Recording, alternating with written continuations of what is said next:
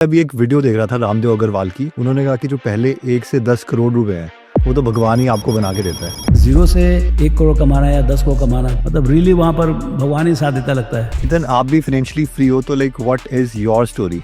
मैंने बहुत बड़ा पैसा एफएनओ में डुबा दिया था। मैं 2013-14 में तो बैंकरप्ट हो गया। And now your portfolio is I am upwards और 10 crores। Just like individual stocks, I think mutual fund में भी वैसे ही होता है। बहुत लोग कि यार 2 साल वेट करा, ये वाला फंड तो रिटर्न ही नहीं दे रहा, चलो स्विच मारो। ये 3-4 डेटा पॉइंट्स को देखे किसी भी फंड को सिलेक्ट करें। 100% this is what will work in the market. This 100% work. Now the goal comes financially free, क्योंकि बहुत लोगों ने ऋतिक रोशन की मूवी भी देखी है जिंदगी बनेगी ना दोबारा, कि 40 लाख छापो और उसके बाद मजे। That's the plan. I mean, 40 के बाद I'll retire and तो what are your thoughts in it? Internet पे लोगों ने कह दिया है कि आसान है, उतना आसान नहीं है। 3 चीज चाहिए वेल्थ क्रिएट करने की। सबसे पहले तो आप मिडिल क्लास लोग हैं, उनके लिए सबसे बड़ी जो इन्वेस्टमेंट होती है that is their house. Mathematically मुझे ऐसा लग रहा है renting is a far better option then buying a house. कोई लॉजिक नहीं है घर खरीदने का। Biggest problem with equity and the biggest advantage of real estate, let's say किसी ने ऑलरेडी लोन ले लिया है, उसको वो म्यूचुअल फंड में इन्वेस्ट करें या उस लोन खत्म करने में लगा दें? तो मुझे ऐसा लग रहा है कि आपको अपना लोन कभी भी प्रिपेयर नहीं करना।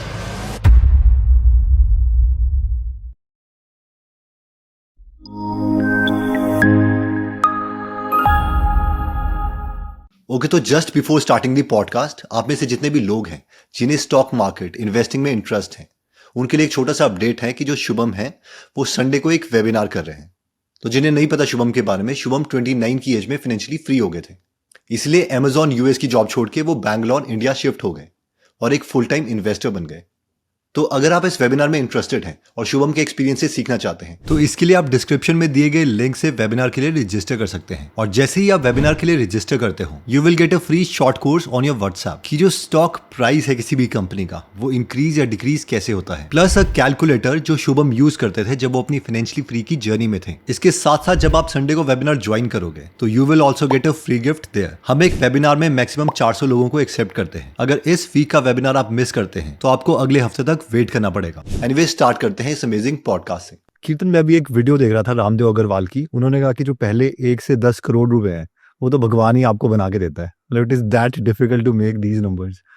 तो इसमें आपका क्या ख्याल है और किस तरीके से हम इसको बना सकते हैं एक नॉर्मल इंसान? आई थिंक वो एब्सोल्युटली करेक्ट है, क्योंकि अगर आप मुझसे पूछे तो मुझे ऐसा लग रहा है कि इन्वेस्टिंग में नॉलेज से ज्यादा डिसिप्लिन की जरूरत है। और क्योंकि लोगों के पास डिसिप्लिन नहीं है, इसीलिए बहुत सारे लोग इन्वेस्ट करके अमीर नहीं बन पा रहे। मान लीजिए आपको किसी भी एक म्यूचुअल फंड में निवेश करना है, तो 2700 म्यूचुअल फंड है मार्केट में। कैसे सिलेक्ट करते हो कौन से फंड में आप पैसा लगाओ? तो जिस भी फंड ने 3 साल में ज्यादा रिटर्न दिया उस फंड में आप पैसा लगा देते हो। राइट। और इनवेरिएबली क्योंकि मार्केट सिक्लिकल है, पिछले 3 साल में जिस फंड ने अच्छा किया वो आगे वाले 3 साल में 9 आउट ऑफ 10 टाइम्स अच्छा नहीं करेगा। तो आप डिसिप्लिन कैसे रहोगे? मैं टिपिकली ये कहता हूँ कि वेल्थ क्रिएशन की जर्नी 3 हिस्सों में डिवाइडेड रहेगा। 3 चीज चाहिए वेल्थ क्रिएट करने के लिए जी। सबसे पहले तो आप कितना पैसा लगा पा रहे हो, दूसरा कितने समय तक आप होल्ड कर पाओगे, और तीसरा उस पैसे पे कितना रिटर्न मिलेगा। ये तीनों का कॉम्बिनेशन है जिससे आप वेल्थ क्रिएट करो। आपके हाथ में शायद ये है कि कितना पैसा लगा पाओगे, आपके हाथ में शायद ये है कि आप कितने समय तक इन्वेस्टेड रह पाओगे, और जो आपके हाथ में नहीं है वो है रिटर्न कितना निकलेगा।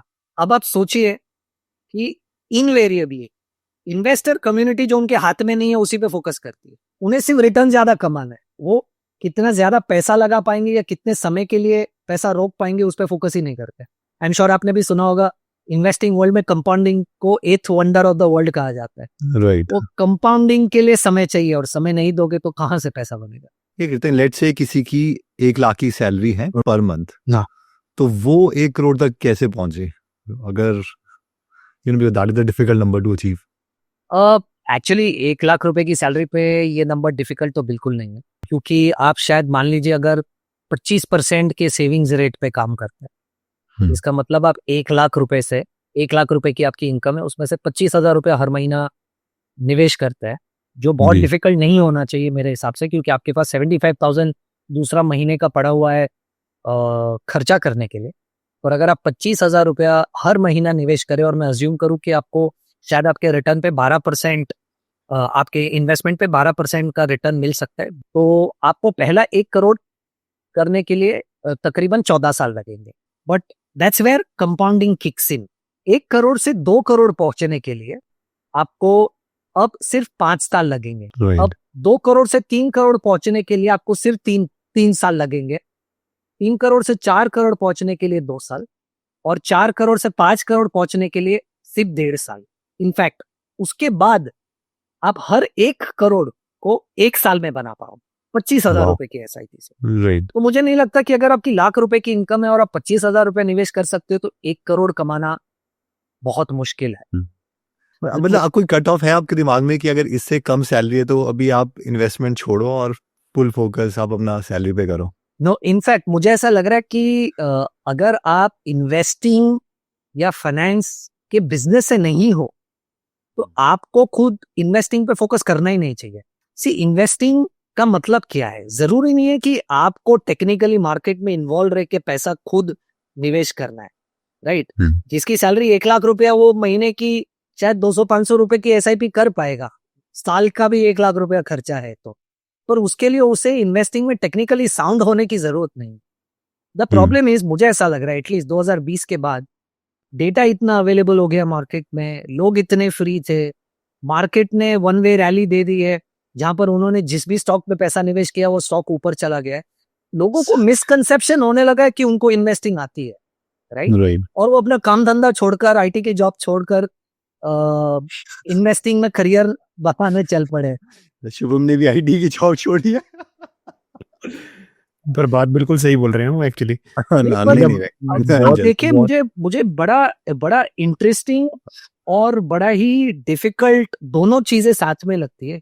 तो मुझे ऐसा लग रहा है कि बहुत सारे लोगों को एटलीस्ट अक्टूबर 24 से मार्च 25 के फॉल में ये तो समझ गया कि वो आज तक उनको जो लग रहा था उनको इन्वेस्टिंग आती है, वो एक्चुअल में इन्वेस्टिंग आती नहीं है, राइट? तो लॉन्ग स्टोरी शॉर्ट कहना ये चाहता हूँ कि आपकी लाख रुपए की सैलरी हो या 10 लाख रुपए की सैलरी हो, अगर आप एक आईटी प्रोफेशनल है तो कोशिश कीजिए कि आप अपने जॉब पे फोकस करें, एक्टिव इनकम बढ़ाने की कोशिश करें और एसआईपी कंटिन्यू कीजिए। उसके लिए आपको कोई राकेश झुनझुनवाला बनने की जरूरत ही नहीं है इसमें। Now the goal comes financially free, क्योंकि बहुत लोगों ने ऋतिक रोशन की मूवी भी देखी है, जिंदगी बनेगी ना दोबारा, कि 40 तक छापो और उसके बाद मजे। दैट फ्रीडम जो बचपन में हमारे पास थी वो दोबारा से हमें चाहिए। तो what are your thoughts in it कि 40 साल तक हो सकता है, and what is the number actually कि उसके बाद आप एक स्टेबिलिटी अचीव कर सकते हो? आई टेल यू, ये जितना इंटरनेट पे लोगों ने कह दिया है कि आसान है, उतना आसान नहीं है।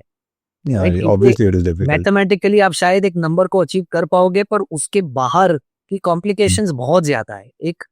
एक सिंपल एग्जांपल लेते हैं। मान लीजिए आपने 1 लाख की सैलरी का, राइट? मेरा फॉर्मूला जो मैं आपके साथ डिस्कस कर रहा हूँ वो 30,000 वांट्स, 30,000 नीड्स और 40,000 इन्वेस्टमेंट। तो मान लीजिए आपकी जो 30,000 की नीड थी, राइट, वो अगर 6% पे इन्फ्लेशन से बढ़ेगी, राइट, तो 3,60,000 6% पे अगर बढ़ेगा तो आज से 15 साल बाद हो जाएगा रफली 8.62 लैक्स, राइट? तो आज का आपका 3,60,000 का साल का खर्चा 15 साल बाद हो जाएगा 8,62,000 साल का खर्चा। अब अगर आप 40,000 रुपए निवेश करते हो और 12% की रिटर्न एक्सपेक्टेशन पे आज से 15 साल बाद या 180 महीने बाद ये हो जाएगा 1.92 करोड़, राइट? और आपका साल का नीड का खर्चा होगा 8.62 लैक्स।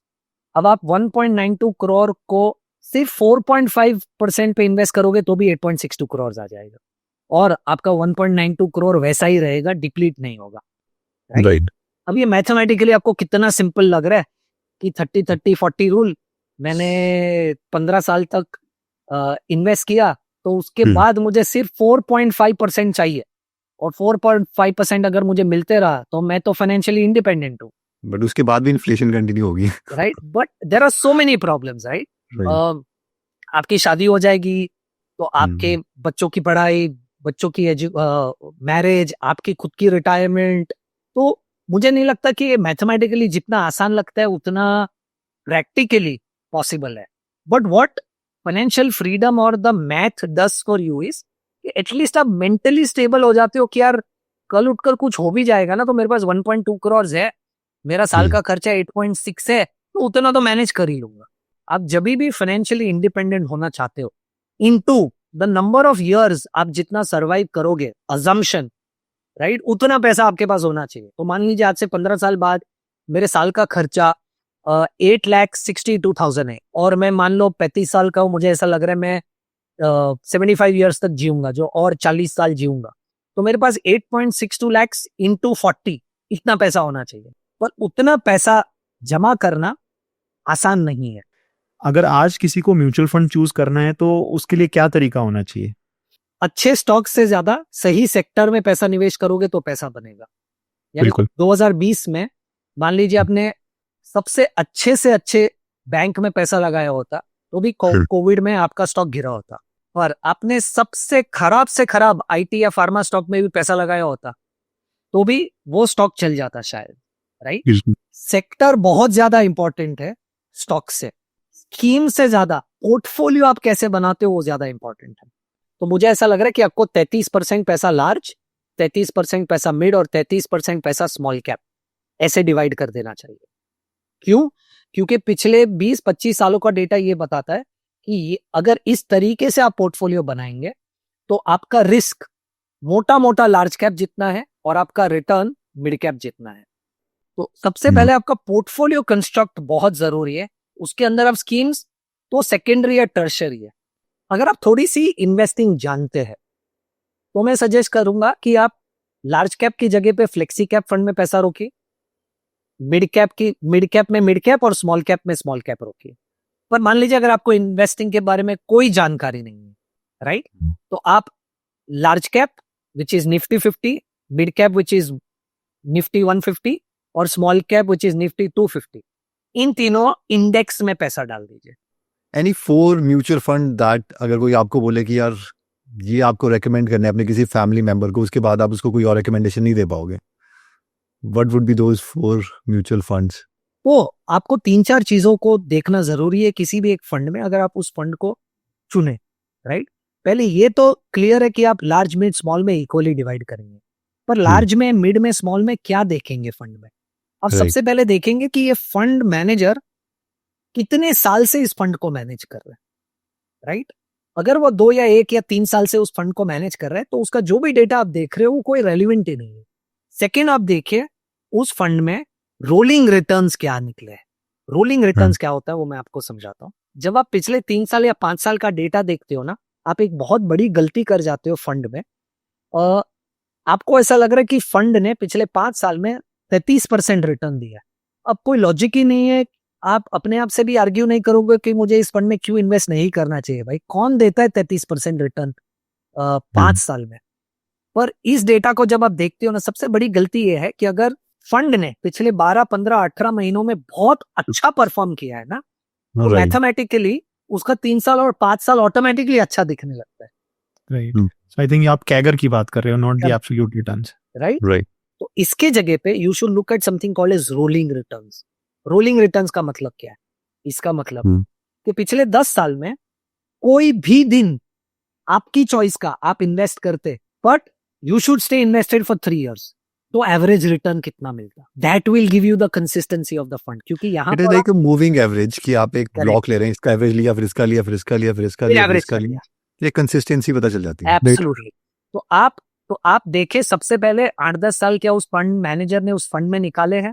दूसरा आप देखिए रोलिंग रिटर्न्स, और तीसरा आप देखिए कि इस फंड का अल्फा कितना है, राइट। अल्फा आपको टिपिकली बताता है कि कितना रिस्क लेने पे कितना रिटर्न निकला। अभी ये क्यों जरूरी हो? मान लीजिए मैं आपको 2 फ्लेक्सी कैप फंड्स की बात करूं। अब दोनों फ्लेक्सी कैप फंड, एक ने 12% रिटर्न दिया, दूसरे ने 13% रिटर्न दिया, तो इनवेरिएबली इन्वेस्टर को लगेगा 13% वाला अच्छा है क्योंकि ये तो दोनों फ्लेक्सी कैप है।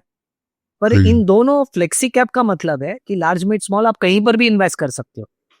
तो मान लीजिए 12% वाले फंड में 80% पैसा लार्ज कैप था, पर ये दूसरे वाले जिसने 13 निकाला उसमें 80% स्मॉल कैप था। तो अब क्या 1% रिटर्न ज्यादा निकाला वो इनफ है? शायद आंसर इज नो। तो रिस्क कितना लिया रिटर्न निकालने के लिए, इसके बेसिस पे आप किसी भी फंड को जज कीजिए। वो डेटा आपको अल्फा से मिलता है।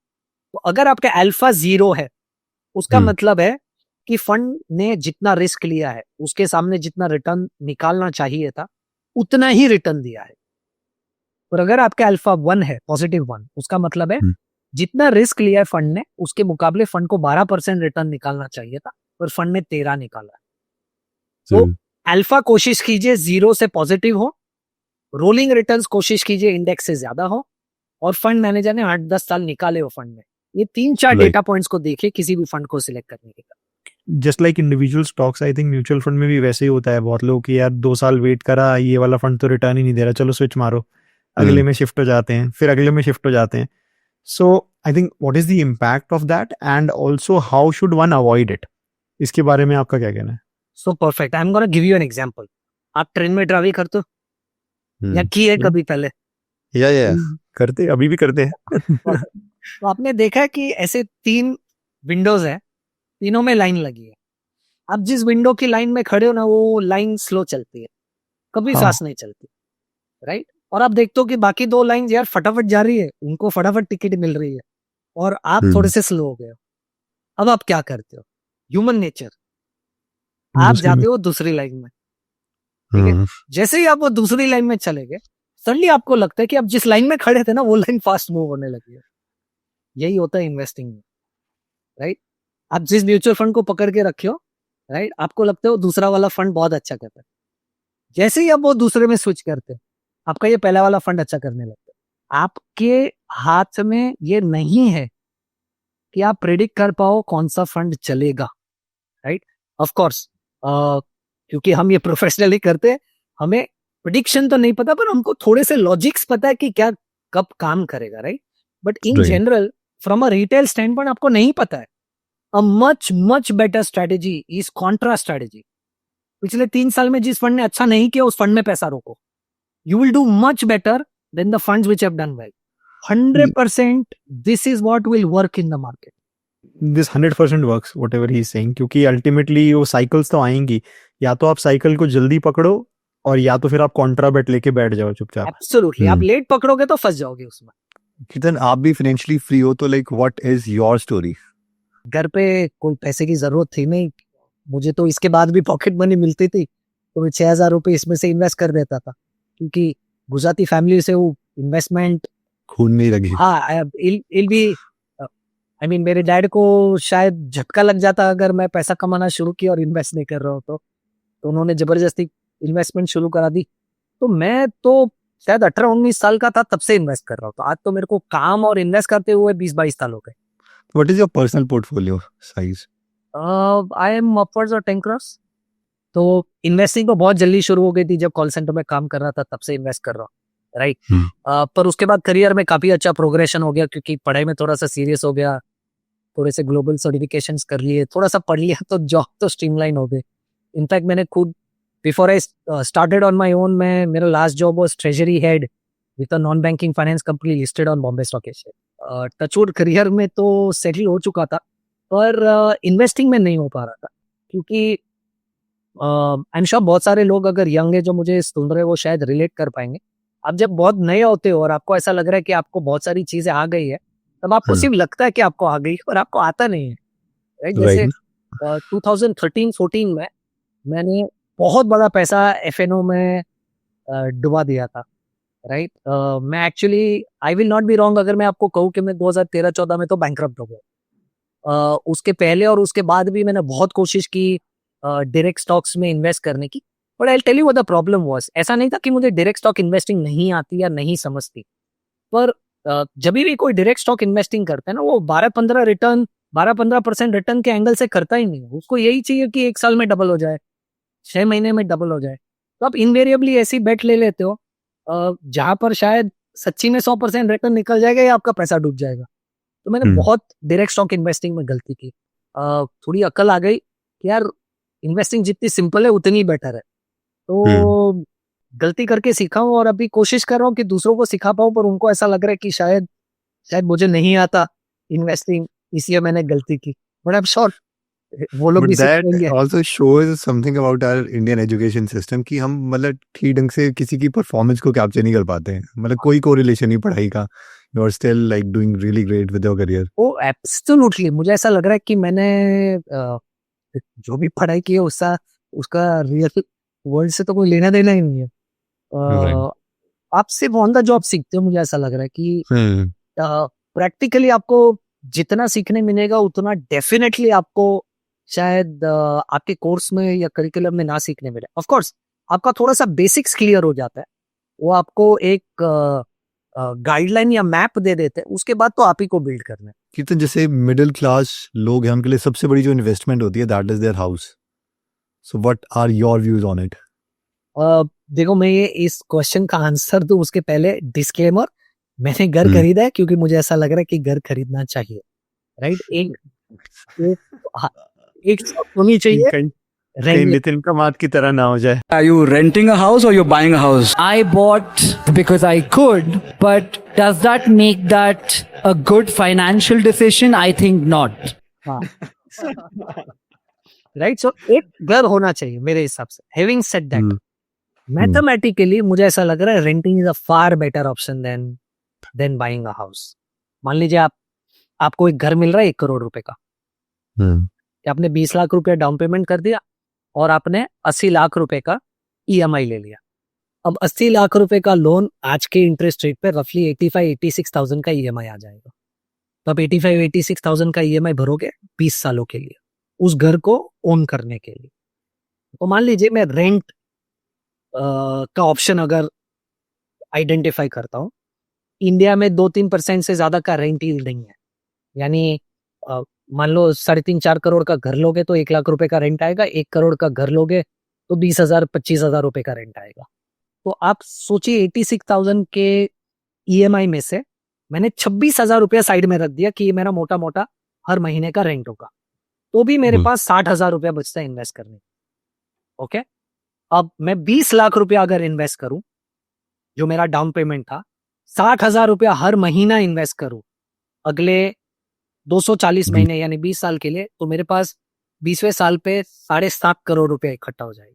1 करोड़ का आज का जो घर है वो 6% पे, RBI कहता है कि 6% का रियल एस्टेट ग्रोथ है इंडिया में.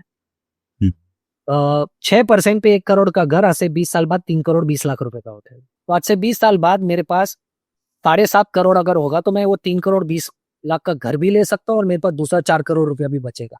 थोड़ा सा कम बचेगा टैक्स भरने के बाद, राइट. सो मैथमेटिकली कोई लॉजिक नहीं है घर खरीदने का. Staying on rent is 100% mathematically better. बहुत सारे लोग बहुत अलग अलग तरीके से सोचते हैं, जिसमें probably one thought process is यार मेरे को क्या लेना देना है मैथ क्या कह रहा है. But if I am more comfortable कि यार घर मेरा है और हर 11वें महीने पे मुझे चेंज नहीं करना है और ये सब मगजमारी नहीं करनी है, तो I will ignore the math, right. Life is all about balance यार. I mean right. आप और मैं हर चीज अगर मैथ से कर दे तो हम जी नहीं पाएंगे. बहुत सारे लोग शायद जब ये क्वेश्चन करते हैं ना कि real estate is a very good investment and equity is not, क्योंकि as Indians fortunately unfortunately we think very long term when it is real estate. ये नेचुरल है. तो आप आज घर खरीद कर 1 साल में 1.5 साल में नहीं बेच देते, ये नेचुरली आपको आएगा ही नहीं. But that is not how you look at equity. पिछले 1 साल में जिसने भी इक्विटी मार्केट्स में इन्वेस्टिंग चालू की है, निफ्टी 0% रिटर्न है, mid cap small cap negative है, वो भी 1 ही साल में सोच रहा है कि यार ये क्या गलती कर दी मैंने. और जब इन्वेस्ट कर रहा था तब वो 10 साल का प्लान बना रहा था, क्योंकि लिक्विडिटी है ना, बटन दबा के निकाल सकते हो. Biggest problem with equity is liquidity and the biggest advantage of real estate is non liquidity. Right. कीर्तन, लेट से किसी ने ऑलरेडी लोन ले लिया है, अब उनको ये होता है कि मेरे पास कुछ एक्स्ट्रा लेट से इनकम बढ़ गई है या कोई भी सोर्स ऑफ इनकम आ गया है, तो अब वो जो एक्स्ट्रा इनकम है उसको वो म्यूचुअल फंड में इन्वेस्ट करें या उसको पैसे को एक साथ ही लोन खत्म करने में लगा दें? तो मुझे ऐसा लग रहा है कि मैथमेटिकली आपको अपना लोन कभी भी प्रीपे नहीं करना चाहिए. अब मैं आपको कुछ बहुत इंटरेस्टिंग नंबर्स देता हूँ. तो वही 1 करोड़ का लोन अगर हम 20 साल के लिए ले तो साल का जैसे हमने कहा 85-86,000 अ मंथ EMI आएगा. अब अगर 85-86,000 अ मंथ आप EMI भर रहे हो, पहले साल में आपने टोटल इंटरेस्ट बैंक को पे किया है 8.42 lakhs, राइट. तो आपने रफली जो 10 लाख रुपया एज EMI भरा, उसका 8.42 लाख रुपीस तो आपने सिर्फ इंटरेस्ट चुकाया है. अभी 20 साल के लोन पे 10वें साल पे क्या होता है, 10वें साल पे आप जब वही 85-86,000 की EMIs दे रहे हो, आपका इंटरेस्ट पे आउट इज 5.77 lakhs। और लास्ट ईयर में, लोन के लास्ट ईयर में क्या होता है, आप वही ईएमआई पे सिर्फ 54,000 रुपीज ईएमआई दे रहे हो पूरे साल, आप इंटरेस्ट दे रहे हो पूरे साल का। सो पॉइंट वन इज कि जैसे ही आप लोन पे करते जाते हो और थोड़ा सा लोन डीप हो गया, 5 साल चले गए, 10 साल चले गए, तो जब तब आप पैसा लौटाते हो तो आप ज्यादा प्रिंसिपल लौटाते हो, इंटरेस्ट नहीं लौटाते। तो मान लीजिए 10वें साल पे अगर मैं सिर्फ 5.77 lakhs इंटरेस्ट दे रहा हूं, राइट, तो मुझे उसे रीपे करने की क्यों जल्दी होनी चाहिए, राइट, क्योंकि मैं तो बहुत ही कम इंटरेस्ट दे रहा हूँ। लास्ट ईयर में तो मैं सिर्फ 54,000 रुपीज इंटरेस्ट दे रहा हूँ, राइट, 10 लाख रुपए की साल की ईएमआई पे। तो मुझे कोई जल्दी नहीं होनी चाहिए उस पैसे को लौटाने के लिए। तो मैं लोगों को ये टिपिकली सजेस्ट करता हूँ कि आप अगर first half of the loan cycle में हो तो आप प्रीपे कीजिए, बट अगर आप second half of the loan cycle में है तो कोशिश कीजिए आप प्रीपे ना करें। क्यों? 2 रीजन है। बहुत सारे लोग टैक्स को बहुत अच्छी तरीके से यूज कर पाते हैं जब वो लोन लेते हैं। मान लीजिए आप एक जॉइंट लोन ले रहे हैं, आप पुराने टैक्स स्लैब में है, तो जॉइंट लोन लिया तो आपके और आपकी वाइफ का 1.5 लाख रुपया यानी 3 लाख रुपए तक का आपको डिडक्शन मिल सकता है, और 2 लाख रुपए इंटरेस्ट यानी 4 लाख रुपए इंटरेस्ट पे डिडक्शन मिल सकता है, यानी 7.5 लाख रुपया, 7.5 लाख रुपया, 7 लाख रुपया तो आप इस डिडक्शन क्लेम कर सकते हो आपके लोन पे। राइट। अब आप आर्ग्यू करें कि यार 1.5 लाख रुपया तो मेरी जॉब में ऐसे ही ईपीएफ में कट जाता है, तो भी आपके पास 2 लाख रुपए, 4 लाख रुपए इंटरेस्ट डिडक्शन क्लेम करने के लिए। तो अगर बैंक आपको 8.5% में लोन बोल रहा है कि मैं दे रहा हूं, तो आपका net after adjusting for tax तो 8.5 से बहुत कम है। सो टू आंसर योर क्वेश्चन कि अगर मेरे पास नया पैसा आ गया तो क्या उसे मुझे इन्वेस्ट करना चाहिए या प्रीपे करना चाहिए? एक आंसर ये है कि आप उसे इन्वेस्ट करो, क्योंकि आप अगर मार्केट्स में इन्वेस्ट करोगे तो 12% की एक्सपेक्टेशन पे रिटर्न निकलेगा, और जबकि यहाँ तो आप 8-8.5% टैक्स एडजस्ट किए बगैर भी 8-8.5% पे लोन मिल रहा है। So it is like taking a loan at 8.5 and investing at 12। You will do well, but you should only do this जब आप अपने कैश फ्लो पे कॉन्फिडेंट है। ऐसी सिचुएशन ना आ जाए कि आप ईएमआई ना भर पाए, तो मैक गलत हो जाएगा। But the other way of looking at it is also 100% correct कि यार मेरे को मेरे सिर पे कोई लोन नहीं चाहिए। कीर्तन, आपके अकॉर्डिंग कौन सी ऐसी हैबिट्स हैं जो चाहिए ही चाहिए, मतलब एक्चुअली स्टेबल इन्वेस्टमेंट करने के लिए? क्योंकि मिलियनेयर तो आप बन गए हो, तो टू बी मिलियनेयर जो लोग हैं, मतलब व्हाट आर द थिंग्स की completely no no and completely yes है, स्पेक्ट्रम की दोनों side? See I think I start with no no, क्योंकि ये यस में तो एक ही है। नो नो बहुत सारे। नो नो ये है कि आपको कॉम्प्लिकेटेड इन्वेस्टमेंट्स नहीं करना है। आपको कभी भी ऐसा लगे कि ये ओवरनाइट रिच बनने वाली स्कीम है, it's a complete no. F and O मत कीजिए अगर आपको नहीं समझता है तो। सेबी का डेटा भी खुद ये कहता है कि 100 में से 93% लोग पैसा गवाते हैं एफएनओ में, right. It's a zero sum game. आप हारोगे, कोई जीतेगा, और वो उल्टा नेगेटिव सम गेम, कुछ टुकड़ा सरकार भी लेती है। तो करेक्ट। और जो जीतता है वो बहुत बड़े बड़े प्लेयर्स हैं और आप और बहुत छोटे प्लेयर्स हैं। कोशिश कीजिए कि आप कैरी अवे ना हो जाए और मूव करने की कोशिश मत कीजिए एक फंड से दूसरे फंड, दूसरे फंड से तीसरे फंड, क्योंकि पिछले 1-2 साल में इस फंड ने रिटर्न नहीं दिया। फोर्थ, वेरी इंपॉर्टेंट, मुझे ऐसा लग रहा है सेविंग्स रेट के बारे में लोगों को समझ नहीं है या उसे वो सीरियसली नहीं लेते। जब आपकी जॉब शुरू हुई थी और आप 50,000 रुपए महीना कमा रहे थे और आप 10,000 की या 20,000 की एसआईपी कर रहे थे, वो ठीक है।